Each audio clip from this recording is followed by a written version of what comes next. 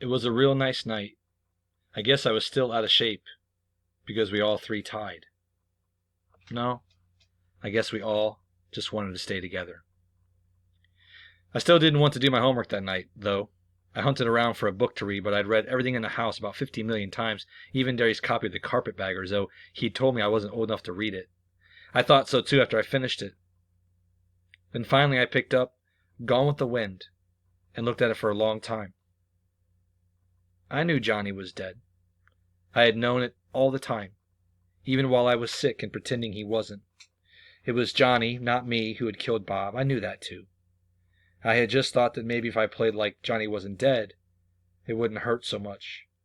The way Two-Bit, after the police had taken Dally's body away, had griped because he had lost his switchblade when they searched Dallas. Is that all that's bothering you, that switchblade? A red-eyed Steve had snapped at him. No, Two-Bit had said with a quivering sigh, but that's what I was wishing that was all bothering me. But it still hurt anyway. You know a guy a long time, and I mean really know him. You don't get used to the idea that he's dead just overnight. Johnny was something more than a buddy to all of us. I guess he had listened to more beefs and more problems from more people than any of us. A guy that'll really listen to you, listen and care about what you're saying, is something rare. And I couldn't forget him telling me that he hadn't done enough, hadn't been out of our neighborhood all his life. And then it was too late. I took a deep breath and opened the book, and a slip of paper fell out on the floor, and I picked it up. Ponyboy, I asked the nurse to give you this book so you could finish it. It was Johnny's handwriting. I went on reading, almost hearing Johnny's quiet voice. The doctor came in a while ago, but I knew anyway. I keep getting tireder and tireder. Listen. I don't mind dying now. It's worth it. It's worth saving those kids. Their lives are worth more than mine. They have more to live for. Some of their parents came by to thank me, and I know it was worth it. Tell Dally it's worth it. I'm just going to miss you guys. I've been thinking about it, and that poem, that guy that wrote it, he meant you're gold when you're a kid like green. When you're a kid, everything's new, dawn. It's just when you get used to everything that it's day. Like the way you dig sunsets, Pony, that's gold. Keep that way. It's a good way to be. I want you to tell Dally to look at one.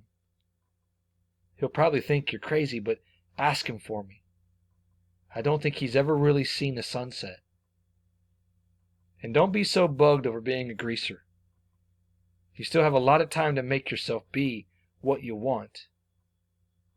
There's still lots of good in the world. Tell Dally.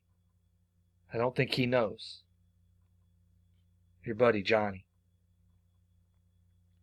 Tell Dally. It was too late to tell Dally.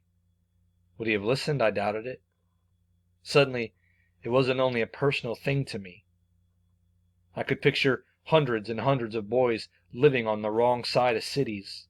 Boys with black eyes who jumped at their own shadows. Hundreds of boys who maybe watched sunsets and looked at stars and ached for something better. I could see boys going down under streetlights because they were mean and tough and hated the world, and it was too late to tell them that there was still good in it. And they wouldn't believe you if they did. It was too vast a problem to be just a personal thing. There should be some help. Someone should tell them before it was too late. Someone should tell their side of the story. And maybe people would understand then and wouldn't be so quick to judge a boy by the amount of hair oil he wore. It was important to me. So I picked up the phone book and called my English teacher. Mr. Syme, this is Ponyboy. That theme, how long can it be?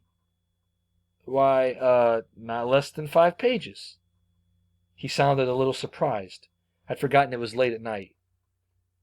Can it be longer? Certainly, Ponyboy, as long as you want it. Thanks, I said and hung up. I sat down and picked up my pen and thought for a minute, remembering. remembering a handsome, dark boy with a reckless grin and a hot temper. A tough, towel-headed boy with a cigarette in his mouth and a bitter grin on his hard face. Remembering, and this time it didn't hurt, a quiet, defeated-looking 16-year-old whose hair needed cutting badly and who had black eyes with a frightened expression to them. 1 week had taken all three of them, and I decided I could tell people, beginning with my English teacher.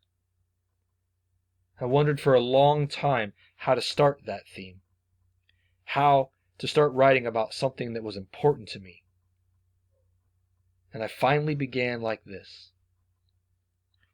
When I stepped out into the bright sunlight from the darkness of the movie house, I had only two things on my mind: Paul Newman and a ride